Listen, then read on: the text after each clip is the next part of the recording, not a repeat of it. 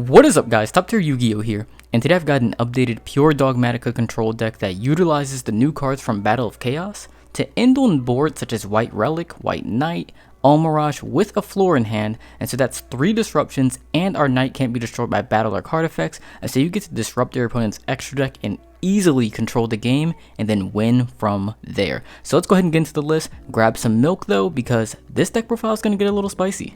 Starting with the Dogmatika engine, and first with the monsters, we've got 2 copies of White Knight with the Dogmatika, and this is the best monster in the entire deck in my opinion, because when it's on the field, and it's very easy to summon, I'll show you exactly how to do it, but when it's face up on the field, whenever your opponent activates a card or effect, you can send 1 card from your extra deck to the graveyard, and then look at your opponent's extra deck, and send 1 card from their extra deck to the graveyard. And so that allows you to not only disrupt their plays, but also use what you send from your extra deck to the graveyard to also disrupt their plays. And so they summon 2 monsters. Okay, cool. Well, you're gonna send Intis from your deck to the graveyard and DPE from their deck to the graveyard. So no more DPE for them, and then you use Intis to destroy the cards they were gonna use to go into Anaconda. Like, you can do plays like that to completely destroy your opponent's combos. And so White Knight is absolutely incredible. After that, we've got 1 copy of White Relic, which is the new card from Battle of Chaos. And now, on its own, the effect is relatively weak because you are only sending 1 card from their extra deck to the graveyard. You don't get the ability to send something from your extra deck too. But what it does is give you 2 ways to disrupt your opponent's extra deck. And so maybe you destroy their DPE, but your opponent has like a follow-up play. Well, you can get rid of their follow-up play too now. And so that makes winning games with the strategy of extra deck disruption a lot more reliable. And so, for example, if you look at this Brave Tingy deck from the YCS, congrats to him, they play 2 Needle Fibers. And so I can't only send 1 to the graveyard, they can just summon the other.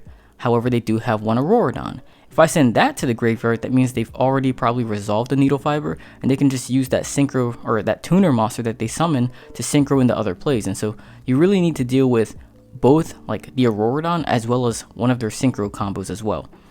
And so having these 2 ritual monsters that deal with their extra deck allows you to do that. If you look at the Phantom Knight deck, if you look at this, I can hit their Cherubini, but their 2 level 3s can also make a Break Sword into a Zeus, or even just an Anaconda. So really you need to hit more than 1 card in their extra deck. And again, multiple ritual monsters allow you to do it, and if you also include the new ritual spell, you've got 3 ways to disrupt their extra deck. Add Maximus on top of that, 4 ways. And so you can really continue to just rip apart your opponent's extra decks and take control of the game from there. After that, we've got the mainstays that of course we're going to be playing, such as the 3 copies of Ecclesia with Search Anything into the deck. We've got 2 copies of Maximus. This is an increase from the previous list because with Nadir's Servant going to 2, I wanted a more powerful effect. And while Maximus is a little difficult to get into, we have a little bit of an easier time doing it in this version of the deck than the previous iteration. So I think 2 Maximus is actually pretty good, and when you resolve the effect multiple times, it's pretty much an auto win because everything in this format depends on their extra deck, and this just takes it away from them. After that, we've got 2 copies of Fleur de Lis. This is another form of disruption that this deck can generate. And then for the Dogmatika Spell and Traps, we're just playing 2 copies of everything. And so we've got 2 copies of Nadir's Servant. You're always going to play the maximum number of allowed copies, which is unfortunately 2. 2 copies of Dogmatic Calamity, which allow you to ritual summon by using extra deck monsters as material. We have 2 copies of the brand new Dogmatika Cambre. Somebody please tell me how to pronounce this card. Dogmatika Macabre, I think it's called. But this allows you to fuse with, or not fuse, but ritual with monsters in your graveyard as material. So that's very useful. So you can use extra deck monsters from your extra deck or extra deck monsters from your graveyard to ritual summon your monsters, and this also lets you ritual summon from the graveyard. So you can have like a Knight plus some fusion monsters in the graveyard, ritual summon the Knight, so special summon it from the graveyard, banishing the fusion monster also in your graveyard. Very useful, and it makes your combos a lot more dynamic, gives you so much more flexibility in the ritual engine. I absolutely love this card. It also mentions both of your ritual monsters by name in the text, which allows you to use pre-preparation of rites. Another huge card in this deck that I'm going to show you later, and it actually combos very well with Ecclesia. And let's just look at that combo right now. It's very easy to do and one of the core combos of this deck. Alright, and so really quickly, I'm going to show you guys the combo between Ecclesia and Pre-Prep. It's a super simple combo that allows you to end on both ritual monsters, plus resolve the secondary effect of Dogmatika Macambre to look at either player's extra deck and send one card from it to the graveyard, which can be used in a variety of ways. So let's go ahead and get into it. And so we are going to start by just simply activating our Pre-Prep, and really the order doesn't matter here. You're just going to resolve both your Pre-Prep and the Ecclesia. And so activate Pre-Prep. And then with that, you want to search your copy of White Relic plus your Dogmatika Macambre. After that, you will summon your Ecclesia, then activate Ecclesia's effect to search for a copy of Dogmatic Calamity. And so in your hand, you've got Calamity, Dogmatic Cabre, and White Relic. So next, you're going to activate your Dogmatic Calamity effect, using it to ritual summon your White Relic by sending your Herald of the Arclight to the graveyard. So Herald goes to the graveyard, and then that will trigger your Herald's effect, and you can use that to search your copy of White Knight. So now in your hand, you should have your copy of White Knight plus Dogmatika Macambre, and so you will activate your Cambre, and then you can banish the Herald of the Arclight from the graveyard, as well as tribute the Ecclesia in order to summon your Knight. And so now that you have both Knight and Relic on the board, you can look at either player's extra deck and send a card from it to the graveyard. And how you use this effect will definitely depend on your hand. So like, if you have a Fleur-de-Lis in your hand, or a Scythe, let's say, you already have got the defense for yourself, and so you don't need to send a card from your extra deck to generate more defense. And so what you might do instead is look at your opponent's extra deck. And if you do that type of play, you have Dogmatika Macambre sending a card from their extra deck to the graveyard, you've got White Knight, and you've got Relic. And so you are sending 3 cards from their extra deck to the graveyard. That is incredible. A lot of combo decks right now cannot play around that. And so this can pretty much be an auto win. And again, especially if you have, let's say, like a Scythe or a Fleur-de-Lis in your hand as well. So you've got more defense on top of that too. And this is just the basic 2 card play. Think about what you can do with 5. And now, if you guys like that combo, be sure to give the video a like and subscribe to the channel for more content. If you want to see test hands or more test hands or anything else with this deck, just let me know down in the comment section. But to finish out the Dogmatika spells and traps, we do also play 2 copies of Punishment, which is another engine card. Albeit a bit slower, it does allow you to send something from extra deck to the graveyard, which will ultimately get your engine going if you don't have it going already. If you do already have it going, well, you're probably winning. And so now that you've seen the Dogmatika engine, you've seen some of the things that this deck can do.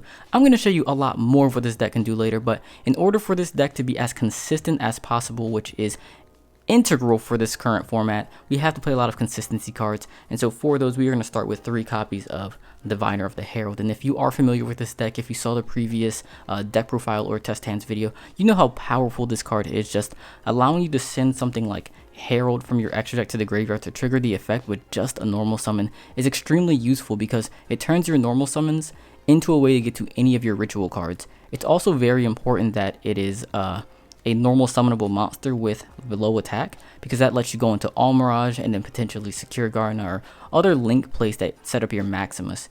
And then when you're going second, it can also send Intis to the graveyard to clear your opponent's board as well. So it's a very flexible card that also makes the deck incredibly more consistent.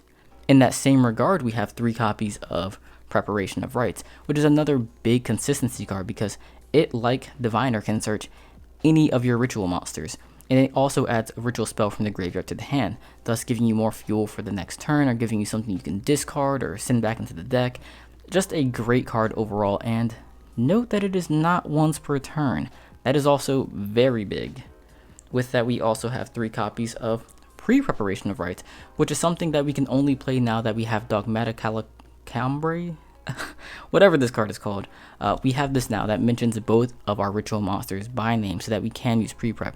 And this is a huge card. You already saw the combo, and I'll show you the combo with Diviner in a minute. So definitely stick around for that. Next, we have 1 copy of Magician's Souls and then 1 copy of Illusion of Chaos. I really enjoy this engine in this deck because it's very searchable, because we are already dumping Herald of the Arclight to the graveyard so frequently. This is something that we can add to our hand, search out the Magician's Souls, then use it to discard our extra ritual spells to turn them into usable cards. And that's, again, a very new dynamic that this deck didn't have before, to where we wouldn't want to play too many ritual spells because they'd be dead. But now we can easily just search this, get the souls, and then discard those extra ritual spells to draw into more valuable things. And so that's just huge for this deck. Not to mention it is another way to set up a Maximus because you can link off the Magician Souls into a Link Haribo, into, again, Secure Gardener, and then that Link Haribo is going to be in the grave to banish for Maximus. And so it makes your Maximus more consistent. It makes your deck consistent because you can discard your dead spell cards. And ultimately, it just makes the deck so much better. Not to mention that it's pretty much free to summon because we have so many high-level spellcasters. I mean, you do have the Illusion of Chaos, obviously, but you also have, let's see, Fleur de Lis, which is a spellcaster that's higher than level 6. We also have White Knight, and this is probably the biggest one that we have because you can send this to the graveyard for the Magician Souls, and then just ritual summon it back from the graveyard with your Dogmatika Lacombre, and that's a huge part of a lot of your combos. And so I like this engine in the deck a ton. This has been a great addition. Another underrated card out of Battle of Chaos for sure. Maybe it's not quite underrated, but nonetheless, for the rest of our consistency cards, we have 2 copies of Lord of the Heavenly Prison. This card is huge. This card is absolutely insane in this deck because we have so many powerful spell cards that are very easy to activate. Like any of our ritual spells, we can just set and then activate. Use this to search another one, or use it to search a Nadir's Servant, or use it to search one of our other spell cards that you're going to see in a minute. It's actually an extremely useful effect to be able to search any spell or trap. It also has quite a lot of attack and defense. If your opponent isn't accessing their extra deck, or if you've disrupted them significantly, this can be a very difficult card for them to get over, and it's going to help you end the game a lot faster, because you just attack direct with it. And now finally, to wrap up this section, we have 1 copy of Called by the Grave, and then 3 copies of Triple Tactics Talents. And it might be weird to think of these as consistency cards, but they are what allow you to consistently play through disruption, because so many decks in this current format are playing hand traps. We cannot afford to lose to them because we are playing a ritual deck, which means our deck is not very good in simplified game states. We need to be able to play through disruption, or at least draw more cards into them, or if we can still play through a hand trap, maybe take out the opponent's hand as well as their extra deck. And so Triple Tactics is the perfect card for that. And one thing that I actually really like a lot is, let's say I'll open like Nadir's Servant plus Lord. I'll activate Lord, set Nadir, activate Nadir, and maybe Nadir gets ashed or something, or ghost spelled, which is being played a lot more frequently this format, by the way. So this will get negated, but then what you can do is use the Lord to search talents, and then just talents draw into some more cards, or rip something else out of their hand if you have another play. And so Lord, not baiting out a hand trap, but like if your opponent has a hand trap, using Lord to get talents is actually kind of nuts. And so I do really like that interaction a lot. You can also like use prep and then search pre-prep, or vice versa, like prep and then a second prep. Like there's just dumb combos you can do with Lord. And so definitely a welcome addition to the deck. And then finally, we have the cards that simply just say no to our opponent. And so we've got 2 copies of Artifact Scythe, 3 copies of Sanctum, and then 1 copy of Schism. Shaddoll Schism. These cards all stop your opponent from special summoning from the extra deck, and in the case of Schism / Winda, special summoning at all. And this can be very big because not only are you destroying your opponent's extra deck with your ritual monsters, but you're also stopping them from going even further into it, and most decks just cannot play through this. Like these cards are just skip a turns or auto wins, and they also can mostly be searched by Lord as well, by the way. And so they're extremely powerful. You also have the souls in this deck now, which can draw you into these cards more often. It's also worth noting that when Scythe is set as a spell or trap, you can send it to the graveyard for souls. Schism you can send for souls, and then send a construct to the graveyard to add it back to your hand to then use. There's a lot we can do with these cards, and they're very powerful.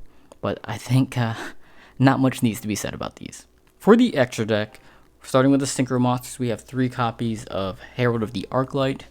Then we have 2 copies of Intis, 2 copies of Ash Dragon, 1 Apkalone, 1 Construct, 1 Winda. This is for the Shaddoll stuff. And then for Link Monsters, we have 1 copy of Almirage, 1 copy of Link Haribo. These are just your Link Monster starter plays. And then we have the Secure Gardener, which we link into to get our Link Monster into the graveyard. then the final link monster we play is 1 copy of Fairjit the Barren Blossom, and this is just great to send off of any of your Dogmatika cards to get you an extra draw and then a putback, so you can put back your bricks and not have them in your hand anymore. And so I am extremely happy with these 14 cards of the extra deck, but there is one spot that I can't quite decide yet what I should be playing. And of course you could kind of mix this up a little bit too, like maybe you don't need the second Ash Dragon with how fast this current format is, maybe you don't need Construct, but for the most part I think these 14 cards are the best 14 cards to play. But as for the 15th card, I've really been going back and forth between a couple of cards, and the one that I think I've settled on is actually a Black Rose Dragon. Throwback, right? Don't see this too often anymore, but Black Rose Dragon has come up a lot for me because when you activate Diviner's effect, Diviner will usually be sending either Intis or Elder, or Intis or Herald, both of which are level 4. And so your Herald or your Diviner will be going up to level 6. And then if you summon Magician Souls, it's a level 1 monster, which allows you to go into a level 7 Synchro. This just gives you a way to actually deal with your opponent's boards, because if you notice in the main deck, we don't have any ways of dealing with our opponents with our boards. We don't have any way to do that within the engine, and this kind of solves that issue. However, it will be nice to play other cards as well, such as potentially the 3rd Intis that comes up as well. Psyframe Lord Omega. This is actually good for recycling our engine, but similar to the 2nd Ash Dragon, games are so fast nowadays that you don't quite need to recycle your resources as frequently. However, this does also deal with DPE. And now another card that deals with DPE would be Dark. I like Dark a lot in this deck because, again, it deals with DPE, but also it's a link monster, a link 2 that you can summon to, again, set up your other plays like summoning an Ecclesia or filling your graveyard with other link monsters. And so I do like Dark as well. And then I also tried the DPE package because we can use Illusion of Chaos as well as Barren Blossom to shuffle the bricks back into the deck, so that's not an issue. But then because we played Lord of Heavenly Prison, we can easily search a Fusion Destiny and then set up a DPE on top of our boards. And so I tested that as well, but it's good, don't get me wrong, but it doesn't quite synergize with the deck quite well enough because of the restrictions on both DPE as well as your ritual monsters. And so White Knight, if you have White Knight on the board, you can't summon from the extra deck, and once you summon DPE, you can't summon White Knight, which meant that you were often ending on boards of like maybe DPE Ecclesia Punishment or DPE White Relic and then Fleur de Lis in hand. And those boards are okay, but they don't quite mesh the way you like them to mesh. But I think ultimately Black Rose Dragon is the card I'm going to go with for this extra deck. But definitely let me know what you guys think about that. And now finally for the side deck, we're playing 1 copy of Shaddoll Aerial. This is just to get more utility off of our Apkalone. You can send it to the graveyard to just disrupt certain decks, disrupting like the 001 against the Auroradon decks, or there's just so much you can do with this. I want to have access to this for sure. Next we have 1 copy of Harpy's Feather Duster, and then 3 copies of Cosmic Cyclone for the back row decks, for the Floanderises, for the just whatever you might see, the Eldritches. I feel like you gotta play something like that. Of course, you could play Lightning Storm or maybe Twin Twister, but I feel like this is just the easiest, most simplest way to do it, especially the Cyclones where banishing things might come up against Eldritch, because their engine is also difficult for this deck to deal with because they are not affected by extra deck disruption, and so you're pretty much just trading resources with them, and their trap cards are big resource management cards, and so getting rid of those is huge in that matchup. Of course, it just depends on your local meta, so if you don't see any Eldritch decks, maybe this would be better with Lightning Storm. So next I have a couple of field spells. We've got 1 copy of Necro Valley, 1 copy of Secret Village of the Spellcaster, and then 1 copy of Mystic Mine, and then a Terraforming. And so all of these cards can also be very useful in different situations. So Mine for going second is great for clearing boards. Terraforming can obviously search any of these. Secret Village can be great just shutting off spells, especially when combined with like a Winda or with a Scythe combo. Shutting off your opponent from the extra deck plus spells is usually just game. And then Necro Valley is also good in certain matchups. And then the thing I like most about them is that they are searchable with Lord of the Heavenly Prison. And so you have a searchable way to get to Secret Village or Necro Valley or even Mine when you're going second. And then also when going second, with the Mine and the Terraforming, I also like to side in 3 copies of Dark Ruler, and then 3 copies of Forbidden Droplets. And so these 8 cards will usually help me negate my opponent's board in some fashion, and then I can Black Rose their board. So this is usually when the Black Rose comes into play, when you're going second against a combo deck. You just negate everything, and then you easily just blow their whole field up, and then from there they don't have the efficiency to go card for card with us anymore. Alright, so you guys have already seen the combo with Pre-Prep and Ecclesia. Now I'm going to show you the combo with Pre-Prep and Diviner. It's extremely similar. It also just starts by using your Pre-Prep, using that to search your copies of Dogmatika Macambre and White Relic. Then from there, you will just normal summon your Diviner, using the effect to send a copy of Herald of the Arclight to the graveyard. And then with that Herald of the Arclight, you will search a Dogmatika Calamity. And this is really the general setup of the play, having Calamity, Relic, and then Dogmatika Macambre, because using Calamity and Relic can dump a Herald, which can give you the search to trigger the Cambre. And so from here, before we do that though, we do want to link off this Dawn of the Herald, or Diviner of the Herald, into your copy of All Mirage. And then from there, that just sets up, if you had an Ecclesia in your hand as well, you can special the Ecclesia later. If you've got Floor, the Floor is live. And if you had a Maximus, you could link that off into a Secure. That way this goes to grave and your Maximus is live as well. And so this just sets up for more plays. So this is the ideal way to do it. And then if none of those things are true, it will at least protect your board from card effects. So then from here, we can go ahead and activate our Dogmatika Calamity. Ritual summon the White Relic by dumping a second Herald to the graveyard, and then that will trigger the Herald's effect to add White Knight to hand. So now we've got White Knight and Dogmatika Macambre. Activate the Ritual spell, Ritual summon our White Knight, and this time we can banish both of our Heralds from the graveyard. Because they're both level 4, banish both, that equals 8. So cool. So now we've summoned our White Knight, and then we can activate the effect. And once again, it's going to come down to what else is in your hand. If you've got the defense, you don't need to generate that defense from your extra deck anymore. So you wouldn't need to dump like a Titanclad, or you might not need to dump a Blossom to draw into more defense. You're good in that case. You can disrupt your opponent's extra deck, and then between the Cambre, Knight, and Relic, that's 3 cards from your opponent's extra deck. Pretty much an auto win. If you've got the Maximus too, 5 cards from their extra deck, which is honestly kind of nuts, just, you know, to think that you can destroy a third of your opponent's extra deck. And so this can be extremely powerful when it resolves. And now naturally, I know with this type of deck, you have to be thinking, is it consistent? Can you win with it? Especially with so many powerful decks right now. You have so many adventure decks, so many decks playing 10 plus hand traps, 12, 15 plus hand traps. You want to know whether or not you can win with this deck. Is this worth building? And I'm going to answer that question for you in this next video, in the test hand video, where you can see it in action. So be sure to click this video right here on your screen, showing you how strong this deck is, how powerful it is, and how easily you can beat all the other decks of the format. Check it out. Thanks for watching, guys.